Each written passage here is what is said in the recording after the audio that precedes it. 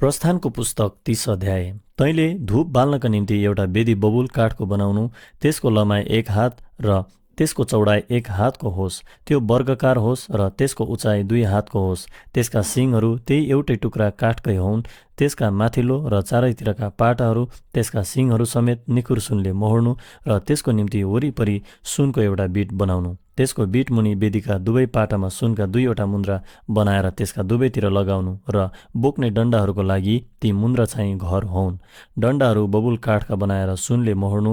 त्यो वेदी गवाहीको सन्दुक अगाडि भएको पर्दाको सामुने राख्नु, अर्थात् गवाही पाटीमाथि भएको कृपा आसनको सामुने जहाँ म तँसित भेट गर्नेछु। वेदीमा हारूनले सुगन्धित मसलाको धूप प्रत्येक बिहान बत्तीहरू सच्याउँदा जलाओस्, फेरि बेलुकी हारूनले बत्ती बाल्दा त्यो जलाओस्। यसरी आउने पुस्ता पुस्तासम्म परमप्रभुको सामुन्ने त्यो निरन्तर बल्ने धूप हुनेछ। त्यस वेदीमा तैँले अरू किसिमको धूप, होम बलि, अन्न बलि नचढाउनु र अर्घ बलि पनि नचढाउनु।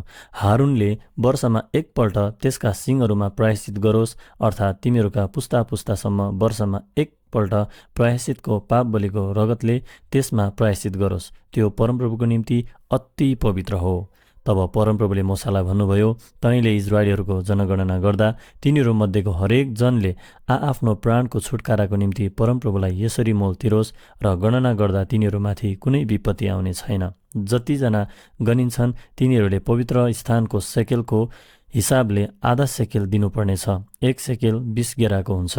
यसरी परमप्रभुको भेटी आधा सेकेलको होस्। जतिजना 20 वर्ष र त्यसभन्दा माथिका गनिन्छन् उतिले परमप्रभुको भेटी देऊन्। जब तिमीहरूका प्राणका प्रायश्चितको निम्ति परमप्रभुको भेटी दिइन्छ, तब धनीले आधा सेकेलभन्दा बढी र गरिबले त्यसभन्दा कम नदेओस्।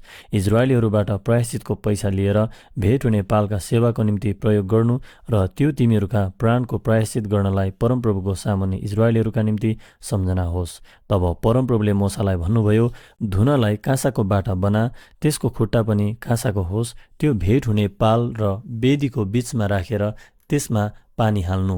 त्यस पानीले हारून र त्यसका छोराहरूले आआफ्ना हात गोडा धोउन्। जब तिनीहरू भेट हुने पालमा पस्छन् कि बेदिने र सेवा गर्नलाई परमप्रभुको निम्ति आगोद्वारा चढाइने बलि जलाउनलाई आउँछन्, तब तिनीहरूले यही पानीले हात गोडा धोउन् र तिनीहरू नमरुन्।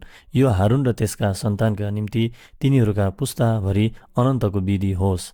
फेरि परमप्रभुले मूसालाई भन्नुभयो, तैँले असल असल मसला अर्थात् 500 सेकेल तरल मुर्र र त्यसको आधा अर्थात् 250 सेकेल दालचिनी र 250 सेकेल बोझो र 500 सेकेल तेजपात, यी सबैको नाप पवित्र स्थानको सेकेलको हिसाबले होस् र 1 हिन भद्राक्षको तेल लिएर अभिषेक गर्ने पवित्र तेल बनाउनु, अर्थात् बास्ना दिने सुगन्धित मसला बनाउनेले झैँ बनाउनु। अभिषेक गर्ने त्यो पवित्र तेल होस्। भेट हुने पाल र गवाहीको सन्दुक र टेबिल त्यसका सबै सामान समेत र सामदान त्यसका सबै सामान समेत र धूपको वेदी, होमबलीको वेदी त्यसका सबै सामानहरू र धुने बाटा त्यसका खुट्टाहरू समेत त्यसैले अभिषेक गर्नु। यसरी तिनीहरूलाई पवित्र गर्नु र ती अति पवित्र हुन्। जुन चिजले तिनीहरूलाई छुन्छ त्यो पवित्र हुनेछ। हारून र त्यसका छोराहरूलाई अभिषेक गरेर तिनीहरूलाई पवित्र गर्नु र तिनीहरूले पुजारी पदमा मेरो सेवा गरून्। इजरायलीहरूलाई यसो भन्नु, त्यो तिमीहरूका पुस्तौँभरि मेरो निम्ति पवित्र अभिषेक तेल होस्। त्यो कोही मानिसको शरीरमा नखन्याउन् र त्यही पदार्थहरू मिसाएर त्यो जस्तै अरू तेल नबनाउनु। त्यो चाहिँ पवित्र हो र तिमीहरू त्यसलाई पवित्र ठान।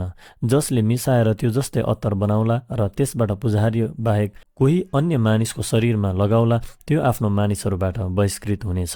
फेरि परमप्रभुले मूसालाई भन्नुभयो, सुगन्धित मसला, खोटो, सेखलेट र हिङ जस्तै चोप, शुद्ध सितो धूप समेत तौलमा बराबर लिएर त्यसको सुगन्धित मिश्रित धूप अत्तर बनाउनेले जस्तै गरी बनाउनु। त्यो नुन मिसिएको शुद्ध र पवित्र होस्। त्यसबाट केही कुटेर मसिनो पार्नु र अलिकता चाहिँ भेट हुने पालमा तँसित भेट गर्ने स्थानमा गवाही पाटीको सामुन्ने राख्नु। त्यो तिमीहरूका निम्ति अति पवित्र होस्।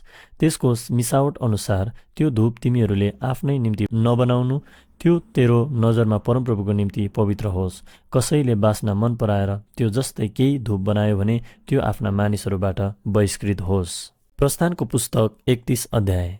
अनि परमप्रभुले मूसालाई भन्नुभयो, हेर, मैले यहुदाका कुलको हुरको नाति उरीको छोरो बजलेललाई चुनेको छु। मैले त्यसलाई परमेश्वरका आत्माले र सिप, दक्षता र सबै किसिमका कारिगरीको ज्ञानले परिपूर्ण पारेको छु। त्यसले सुन, चाँदी, काँसाका कलापूर्ण आकार कोर्ने र पत्थर काट्ने र जड्ने, काठ खोप्ने र सबै किसिमका कारिगरीका काम गरोस् भनेर हो। दानका कुलको अहिसामाकको छोरा ओहोलियाबलाई मैले त्यसलाई सहयोग गर्न नियुक्त गरेको छु। जे जति मैले तँलाई आज्ञा गरेको छु ती सब बनाउनलाई सबै कारिगरहरूलाई मैले दक्षता दिएको छु, अर्थात् भेट हुने पाल, गवाहीको सन्दुक र त्यसमाथि हुने कृपा आसन र पालका अरू सबै सामानहरू, टेबिल र त्यसका सामानहरू, शुद्ध सुनको सामदान र त्यसका सबै सामान र धूपको वेदी, होमबलीको वेदी र त्यसका सबै सामानहरू, धुने बाटा र त्यसका खुट्टाहरू, बुनेका पोसाकहरू, हारुन पुजारीको निम्ति पवित्र पोसाकहरू र त्यसका छोराहरूका पुजारी पदमा सेवा गर्ने पोसाकहरू र पवित्र स्थानको निम्ति अभिषेक गर्ने तेल र सुगन्धित धूप तिनीहरूले बनाउन्। मैले तँलाई दिएका सबै आज्ञा अनुसार तिनीहरूले गरून्। तब परमप्रभुले मूसालाई भन्नुभयो, तैँले इजरायलीहरूलाई यसो पनि भन्नु, तिमीहरूले निश्चय मेरा सब्बातहरू मान्नु। तिमीहरू र मेरो बीचमा यो एउटा चिन्ह हुनेछ कि म परमप्रभु नै तिमीहरूलाई पवित्र गर्दछु भनी तिमीहरूले थाहा पाओ। तिमीहरूले सब्बात मान्नु, किनभने तिमीहरूका निम्ति त्यो पवित्र हो। त्यो अपवित्र गर्ने निश्चय नै मारियोस्। जसले त्यस दिन केही कामकाज गर्ला त्यो आफ्ना मानिसहरूबाट बहिष्कृत हुनेछ। 6 दिनसम्म कामकाज गरियोस्, तर 7औं दिन चाहिँ विश्रामको सब्बात हो, जो परमप्रभुको निम्ति पवित्र हो। जसले सब्बातमा केही कामकाज गर्ला त्यो मारिनै पर्छ। इजरायलीहरूले सब्बात मानुन् र त्यो दिन आफ्ना सारा पुस्ताभरि अविराम करारको रूपमा मान्ने गरून्। म र इजरायलीहरूका बीचमा त्यो सदाको निम्ति एउटा चिन्ह हुनेछ। किनभने परमप्रभुले 6 दिनमा आकाश र पृथ्वी बनाउनुभयो, तर 7औं दिनमा उहाँले काम छोडेर विश्राम गर्नुभयो।